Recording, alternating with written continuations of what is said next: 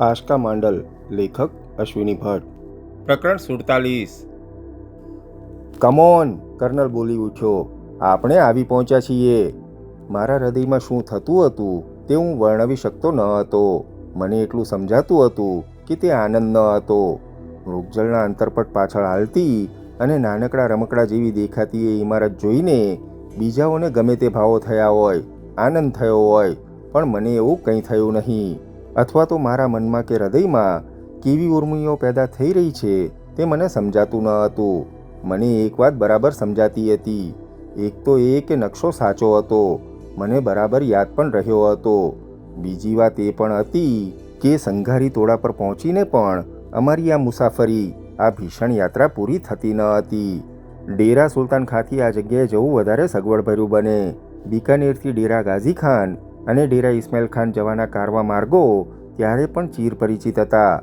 સિંધ અને બલુચિસ્તાનથી હિન્દુસ્તાન આવનારા વેપારી કાફલાઓ માટે સરળ અને ઓછા જોખમી રસ્તાઓ હતા. છતાં શા માટે શરણસિંહે આવો નકશો બનાવ્યો હશે? વળી બીજો પણ પ્રશ્ન હતો. ડેરા સુલતાન ખાંથી 48 કે 60 કલાકમાં પહોંચાય તેવો આ તોડો સાવ અજાણી ઇમારત તો નહીં જ ગણાતી હોય. વળી શરણસિંહે જો પોતાના રહેઠાણ માટે કે પોતાના ખજાના માટે પણ એ જગ્યા પસંદ કરી હોય તો ત્યાં કડક બંદોબસ્ત હોય. અથવા તો એ જગ્યામાં કંઈક એવું હશે કે ખજાનો સંતાડ્યો હોવા છતાં સંતાડનાર સિવાય કોઈને મળે નહીં. મેં આશકા તરફ જોયો. હાથનું નેજવું કરીને બળતા સૂરજના કિરણોની સામે ભીની આંખે તે સામે દેખાતા મિનિએચર જેવા તોડાને જોઈ રહી હતી. શ્રીદેવીએ એ દ્રશ્ય જોવા માટે પાટો ખોલી નાખ્યો હતો. તેણે બંને આંખો પર હથેળીઓનો ખોબલો ઢાંક્યો હતો. બંને યુવતીઓ કંઈ અજબ ઉત્સાહ અનુભવતી હતી. આજે તેમને સી રીતે સમજાવવું કે ત્યાં શું હશે, કેમ હશે, એ સમસ્યા જ હતી. કર્નલ હન્ટ તે બરાબર સમજતો હતો. ગીરદના 300 ફૂટ ઊંચા ટીંબા પરથી નીચે ઉતરવું એ પણ કોઈ આસાન કામ નથી. ત્યાં પડી જવાય તો ઝાઝુ વાગવાનો ભય નહીં, એ વાત સાચી. પણ એ ધગધગતી ગીરદમાં પડવું એટલે બોઇલરમાંથી કાઢેલી રાખના ઢગલામાં પડવા કરતાંય ભયાનક કડવો અનુભવ કરવો. ધીરી ગતિએ રેતી ખૂંદતા આડા ચાલતા ઊંટ પણ ગગનમાં ધીકતા અંગારાથી ત્રસ્ત થઈ ગયા હતા. નોબત, ઝાલોટ અને હું અમે અમારા ઊંટને દોરીને હજુય ચાલતા હતા.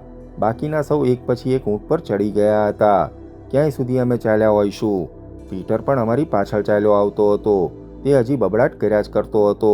જાણે લંડનના પિકાડેલીમાં ફરતો હોય તેવી જ આસાનીથી ચાલતો હતો. તેની ચામડી ખૂબ જ ખરાબ રીતે બળી ગઈ હતી. તેની હોઠ પરની ચામડી પર ફોડલા ઉઠી આવ્યા હતા. મેં તેને બોશાલો ઉઢાડ્યો. ઊંટ ઊભો રાખીને તેને સમજાવીને બેસાડ્યો. તેને મારે એમ કહીને સમજાવવો પડ્યો કે સાંદ્રા કહે છે કે તે ઊંટ પર બેસે. જસવંત બાગીનું માનવું હતું કે સાંદ્રાનો આત્મા પીટરના શરીરમાં દાખલ થયો છે અને એટલે એ પાગલની જેમ વર્તે છે. ઢોળા ઉતર્યા પછી થોડે સુધી ટીંબાઓ શરૂ થયા એટલે દૂર દેખાતું તોડાનું દ્રશ્ય રેતીના ઢગલાઓ પાછળ છુપાઈ રહ્યું. અડધા પોણા કલાક પછી ફરી એ દ્રશ્ય સૌએ જોયું. શ્રીદેવીની આંખો સખત દુખતી હતી. તેની આંખ ઉપર આખરે પાટા બાંધવા પડ્યા. તે પ્રકાશ અને તાપ સહી શકતી ન હતી. કર્નલ હન્ટે ઘડિયાળ છોડીને હોલ્ડોલમાં મૂકી દીધી હતી. સાર્જન્ટ બોક્સે પોતાના પાટલુનની બાંયો કાપીને તેને શોર્ટ્સ જેવું બનાવી દીધું હતું. હવે બધાને પાણીની ભયાનક જરૂર ઊભી થવા માંડી હતી. પડી ગયેલો વાયરો ઊંચકાતો હતો અને ધીમે ધીમે સુવાળી ગીરદના ટોપચા અને ઢોળાઓ પરથી ધૂળ ઉડીને અધ્ધર આકાશમાં ઉડતી હતી. ધરતી પર જાણે રૂપ પાથરું હોય તેમ ગીરદના કણે કણમાં સૂરજનો ભયાનક પ્રકોપ સળગતી ઉલ્કાઓની માફક પરાવર્તિત થતો હતો. પળે પળે તાપમાં ચાલવાને બદલે જમીન ખોદીને પાતાળમાં જ ચાલ્યા જવાનું મન થતું. દરેક જણે પોતાના શરીર પર કમસે કમ માથા પર ઓછાયો પડે તેવી વ્યવસ્થાઓ કરી હતી, પણ તાપ અટકાવી શકાતો નહીં. નમતી બપોરે ફરી એકવાર ચળકતી રેતી પર વહેતા મૃગજળમાં અમે તોડાને જોયો. મોટા ચોતરાની વચ્ચે ઊભો કરાયેલો તોડો દૂરથી ઊંચા બાંબુ જેવો દેખાતો હતો. સાંજ પડતા પડતા અમે સૌ તંગ આવી ગયા. પ્રથમવાર જ્યારે સૌએ તોડાની ઇમારત દિવાસળીના ખોખાની માફક ઊભેલી જોઈ હતી ત્યારે એમ જ લાગેલું કે એકાદ કલાકને અંતે ત્યાં પહોંચી જવાશે. જેમ પહાડી ઇલાકામાં પણ અંતરંગે ભ્રામક અંદાજો ઊભા થાય છે તેવું જ અહીં રેગિસ્તાનમાં પણ થાય છે. તેમાં વળી મૃગજળનું દ્રશ્ય એ આખી એ ભ્રામકતાને વધુ વાસ્તવિક બનાવે છે. મતલબ કે એ ભ્રમ છે તે પણ નક્કી થઈ શકતું નથી. ભ્રમ પણ તદ્દન સત્ય જ લાગે છે. આખી બપોરે ધગધગતા અંગારા, પાતાળમાંથી ફૂટતી દાવાનળની ઝોળ અને પારાવાર યાતના ભર્યા નરકમાંથી ઉઠતા વાયરામાં થઈ અમે ચાલ્યા કર્યું. નમતી બપોરે આકાશમાં ગીધના ટોળાએ ફરી ચકરાવો લેવા માંડ્યો હતો. રેગિસ્તાનની ભયાનકતામાં ઉમેરો કરનારા એ પંખીઓની કિકિયારીઓ વીરાનીના સન્નાટામાં મોતની બંસી જેવી કાનમાં ખણકાર કરાવતી. એ રાક્ષસી પંખીઓને ખ્યાલ હતો કે અમારી પાછળ મિજબાની હતી. મનુષ્યના માંસનો કદાચ તેમને વધારે ચસ્કો પણ લાગ્યો હોય. કોણ જાણે અમને એ ગીત પણ અમારા જૂના દુશ્મનોની માફક પરિચિત લાગતા હતા. જેમ જેમ અમે ટોળાની નજીક જતા હતા તેમ તેમ પશ્ચિમની ક્ષિતિજે ઉતરતા સૂરજના કિરણો વધુને વધુ લાલ દેખાતા. ક્યારેક પોપચું ઊંચું થઈ જાય તો લપકારા લેતી સૂરજની જ્વાળાઓ આંખને અડી જતી અને મિનિટો સુધી આંખે લાલ અંધારા દેખાતા. આંખ મીચતા જ ચક્ષુપટલ પર લાલ હિંગોળક પડદો દેખાતો. કેમ જાણે એ પડદા પાછળ કોઈ અણમોલ દ્રશ્ય ન હોય. ડૂબતા સૂરજને અજવાળે અમે સંઘારી ટોળાથી લગભગ 1 માઇલ છેટે આવી પહોંચ્યા. અમે જે વિસ્તાર ખૂંદીને આવ્યા તેની સરખામણીમાં આ વિસ્તાર થોડો નીચાણમાં હતો. ત્યાં જે રેતીના ટીંબા હતા તે પણ 15થી 20 ફૂટથી વધારે ઊંચા ન હતા. પણ જ્યાં જ્યાં દર્રાઓ હતી એટલે કે 2 ટીંબાઓ વચ્ચેની ઢોળાવાળી જગ્યા ત્યાં ત્યાં ઢુવાઓ હતા. એ ઢુવાઓને કારણે સીધા જ ટોળા સુધી જવું શક્ય ન હતું. અમે જમણી તરફ એટલે ઉત્તરમાં પ્રયાણ જારી રાખ્યું. ઢુવા આવતા જતા તેમ તેમ વધુ ધીરેથી આગળ જવું પડતું. મંજિલ પર પહોંચવા આવ્યા પછી એક આખી રાત બગાડવી પડશે તેના વિચારથી કર્નલ હન્ટ ખૂબ વ્યાકુળ થઈ ગયો હતો. નકશામાં શું હતું? કર્નલે પૂછ્યું. તેમાં ઢુવાઓ બતાવેલા હતા ને? બતાવેલા હતા એટલે? મેં પૂછ્યું. આવી ભયાનક ચીજ તો નકશામાં દર્શાવેલી હોય જ ને? કર્નલે પૂછ્યું. આટલા મોટા વિસ્તારના એક એક ખસતી રેતીના ક્ષેત્રો કેવી રીતે નકશામાં બતાવી શકાય કર્નલ? પણ ટોળા તરફ જવાનો રૂટ તો દર્શાવેલો હોય ને? તે રીતે તો જઈ રહ્યો છું, મેં કહ્યું. અમારી વાત ચાલતી હતી ત્યાં જ એકાએક સાર્જન્ટ બોક્સનું ઊંટ ભડક્યું અને કૂદ્યું. સાર્જન્ટ બોક્સ અજબ રીતે ઉછળીને નીચે પટકાયો. તે સાથે જસવંત બાગી બરાડી ઉઠ્યો. સાપ સાપ સંભાળો સાર્જન્ટ! અમે અટક્યા. જસવંતે ચીસાચીસ કરી મૂકી હતી. તેની દેહાતી પૂર્વી ભાષામાં તેણે બુમરાણ જગાવી. થોડી વારે અમને સમજણ પડી ત્યારે અમે થડકી ઉઠ્યા. સાર્જન્ટ બોક્સ ઊભો થઈને જેમ તેમ કરીને રેતીમાં દોડતો હતો. અમારા કોઈનું ધ્યાન ન હતું. અજવાળું પણ આછું થઈ ગયું હતું અને ગરમીથી ત્રાસી ગયેલા મોટા 5-6 નાગ ધરતીમાંથી બહાર આવીને અજબ સંવનન અને લડાઈ કરી રહ્યા હતા. બરાબર એ ગૂંચળામાં જ સાર્જન્ટના ઊંટનો પગ પડ્યો હતો અને બધા જ સાપ છંછેડાયેલા હતા. સાર્જન્ટ ઉછળીને એક દોડતા સાપ પર પડ્યો હતો. એક નાગ તેના ઊંટના પગ પર વીંટળાયો હતો. ઊંટ તેને નીચે પાડી પગ થડકાવીને કૂદતું હતું. સાર્જન્ટ બોક્સ જેવો પડ્યો તેવો જ બેઠો થઈ ગયો હતો. કોઈ અકસ્માતને કારણે જ તેને સાપ કરડ્યો નહીં અને તેના ખભા નીચે ચંપાયો છતાં દોડી ગયો. પણ સાર્જન્ટના ઊંટને પગે વીંટળાયેલો નાગ કેમેય કર્યો પડતો ન હતો. જસવંત નાગથી ભારે બીતો હોય તેમ મને લાગ્યું. તે હજુ પણ ઊંટ પર બેઠો બેઠો જ ભારે અવાજે હાથ ઊંચા નીચા કરીને બૂમો પાડતો હતો. કર્નલ હન્ટ અને હું, નોબત અને ચંદર ઝાલોટ બધા જ લગભગ એકી સાથે છલાંગ મારીને ઉતર્યા. અમારા ધબાકાથી પેલા ભાગતા સાપ વધુ જોરથી સરક્યા. સાર્જન્ટનું ઊંટ પગ પર ભરડો લઈને ચોંટી રહેવા મથતા નાકથી છૂટવા મથામણ કરતું દોડવા લાગ્યું. મેં તેની રાશ પકડી અને અટકાવ્યું. તે જ્યાં ઊભું રહ્યું ત્યાં પણ ભારે ઉશ્કેરાટથી ધમપછાડા કરતું રહ્યું. હજુ હું કંઈ પણ વિચારું તે પહેલાં જ જોરથી પગ ઉછાળતા ઊંટની પાસે જઈને વીજળીના ઝબકારે જ ચંદર ઝાલોટે ઊંટના પગ પર ચોંટેલો સાપ પકડ્યો અને જોરથી દોરડું તાણતો હોય તેમ તેણે એ સાપને ખેંચ્યો. તેણે એક જ ઝાપટમાં સાપનું માથું પકડ્યું હતું. અડધી મિનિટની બિહામણી ખેંચતાણ પછી સાપ અલગ થયો. તે સાથે જ ઝાલોટે ગોફણની માફક તેને વીંઝોળીને છોડી દીધો. પણ પેલું ઊંટ થોડી જ વારમાં ચકરાવો લેવા લાગ્યું. નોબતે તેને ગળું અને નાકમાં ભરાવેલી શિંગોડી ખેંચીને નીચે પાડ્યું. ઊંટે ઊભા થવા ફાંફા માર્યા.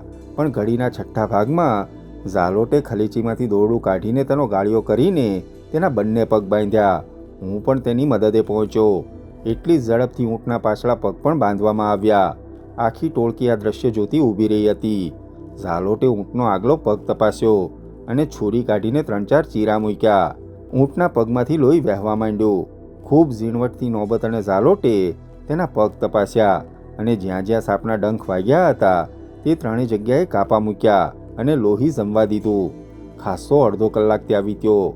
અમે થડકી ઉઠ્યા. રેગિસ્તાનના કાળોતરા નાગ વિશેની અનેક વાતો મેં સાંભળી હતી. અમીરગઢની આસપાસ પણ નાગ નીકળતા, પણ અહીં જે સાપ જોયા તે ભયાનક શબ્દથી વર્ણવી શકાય તેવા ન હતા. ગમે તેટલો પ્રયત્ન કરવા છતાં અમે પેલા ઊંટને બચાવી ન શક્યા. સાંજ પડી ચૂકી હતી. ધકતી ગીરદમાં જાણે કોઈએ ઠંડો નિશ્વાસ મૂક્યો હોય તેમ વાયરાની રૂખ બદલાઈ ગઈ હતી. ઉડતા રેતીના કણો હવે ઈજા કરતા પણ દજાડતા ન હતા. તોડાની આજુબાજુમાં ખસતી રેતીના અપરંપાર ઢુવાઓ હતા, એટલે ખૂબ જ સાચવીને મજલ કાપવાની હતી. કર્નલ હન્ટ મને વારંવાર પૂછતો અને વારંવાર મારે એક જ ઉત્તર આપવો પડતો: ભોંય સૂંઘીને ચાલવા સિવાય બીજો કોઈ આરો નથી. અંધારું પથરાયું ત્યાં સુધી અમે આગળ વધ્યા. પછી તો ચાલવું શક્ય ન હતું અને દેખાવું પણ નહીં. આખરે એમ નક્કી થયું કે મજલનો છેલ્લો તબક્કો આવતીકાલે વહેલી સવારે પૂરો કરવો. સૂરજના ઢળી ગયેલા કિરણોની સાથે સાથે અમે પણ ત્યાં છાવણી ઢાળી. થાકેલા ઊંટો પરથી કાઠડા ઉતાર્યા. બિચારે મૂંગા પ્રાણીઓએ કંઈક રાહત અનુભવી. આશકા અને શ્રીદેવી દૂર પડછાયા જેવા દેખાતા થોડા ભણી મીટ માંડીને બેસી રહી. જસવંતે દારૂની મશક કાઢીને ગણતરી કરીને પેક ભર્યા. સૌને પાણીનું એક રેશન વહેંચાયું. મારું ગળું બળી જતું હતું છતાં મેં પાણી પીધું નહીં. કાઠડાને ટેકે ગીરદ પર કાંબળો પાથરીને મેં લાંબી ખેંચી. મારી નજર દૂર અંધકારમાં સરતા જતા આકાર પર ચોંટી હતી. મારા મનમાં તે વખતે અનેક પ્રશ્નો ઝળકતા હતા. મને કોઈ ગૂંચવણ ન હતી, પણ અંદેશા હતા. અમારી ટોળકી કોઈ મિત્રોની મિજલસ ન હતી. બધા જ માણસો ખૂંખાર હતા. દરેકની ગણતરીઓ નોખી હતી. કર્નલ હન્ટ, સાર્જન્ટ બોક્સ બંને તો પરદેશની ભૂમિ પરથી પરાણે આયાત થઈને અહીં આવેલા, અને આવ્યા પછી તેમણે કોઈ અનેરી સૃષ્ટિ જોઈ હતી. Nights of the round table અને વોર ઓફ ધ રોઝીસનો યુગ ઇંગ્લેન્ડમાં તો લોકકથા અને ઇતિહાસના પાનાઓમાં દટાઈ ગયો હતો, પણ અહીં એ યુગ ધબકતો હતો. પ્રથમ વિશ્વયુદ્ધના કાળમાં પણ આ દેશમાં તો ચમકતી તલવારો અને તેલ પાયેલા ભાલા, જૂની બંદૂકો અને ઠોસ ભરવાની જામગરીવાળી તોપો મોજૂદ હતી. હીરા જડિત વસ્ત્રો અને આભૂષણોથી લદાયેલી યુવતીઓ સોનેરી સ્વપ્ન જેવો રજવાડી ઠાઠ, સંગે મરમરના મહેલો અને એક સાથે ઉડતા 200 ફુવારાવાળા ઉદ્યાનો અહીં જોવા મળતા. એકની જગ્યાએ 40 નોકરો પણ મળી રહેતા. એવી આ સૃષ્ટિમાં અંદર અંદર લડી ઝઘડીને નિર્વીર્ય થઈ ગયેલી જાતિઓમાં કંઈક પરાક્રમે અને કંઈક કપટી કાવે દાવે જમાવી લીધેલા રાજમાં એવી તો કેટલી ચીજો હતી જે ઇંગ્લેન્ડમાં સ્વપ્નમાં પણ ન મળી શકે. આ નેપથ્યમાં આ જેશનામાં કર્નલ હન્ટ અને સાર્જન્ટ બોક્સ અપાર વેદના સહીને પણ સર ગેલહાર્ડની માફક અહીં આવ્યા હતા. એ સ્વપ્નું રોળાઈ જાય તેવું કંઈ પણ ન થાય તેવી અનેક ગેડ તેમણે ગોઠવી હતી. શેતરંજમાં હજુ કેટલા દાવ તેમણે ખિસ્સામાં રાખ્યા હશે? શું ખરેખર કર્નલ હન્ટ શરણસિંહનો ખજાનો બાંટી દેવા તૈયાર થશે? મારા મનમાં આ પ્રશ્ન સ્ફૂર્યો અને ઓઠ પર સ્મિત આવ્યું. મને પોતાને જ આશ્ચર્ય થયું. શું હવે હું પણ માનતો થઈ ગયો હતો કે ખજાનાની વાત સાચી હશે? સિગાવલ! એ અવાજ શ્રીદેવીનો હતો. તે દોડતી મારી પાસે આવી. મારું ધ્યાન તે જ વખતે સંઘારી તોડા તરફ બરાબર મંડાયું. જોયું? જોયું? એ જોયું? તે બોલી. મેં એ જોયું. મેં એકલાએ જ નહીં, બધાએ જોયું. એક પછી એક બધા જ ઊભા થઈ ગયા હતા. અંધારું પથરાઈ ગયું હતું, છતાં તોડાનો આભાસ આપતો પડછાયો અમને દેખાતો હતો. તે પડછાયાની વચ્ચે તુક્કલની માફક ઊંચે જતો દીવો પણ દેખાતો હતો. ત્યાં કોઈ છે, ત્યાં કોઈ છે! તે બોલી. તોડો અમારાથી ખાસ્સો દૂર હતો, છતાં ઝબૂકતો એ દીવો અમને સ્પષ્ટ દેખાતો હતો. અમે મૂંગાએ જોઈ રહ્યા. કર્નલ હન્ટ ક્યાંય સુધી એ જોતો ઊભો રહ્યો. શું લાગે છે ઠાકુર? આપણું સ્વાગત કોઈ જરૂર કરશે, મેં જવાબ આપ્યો.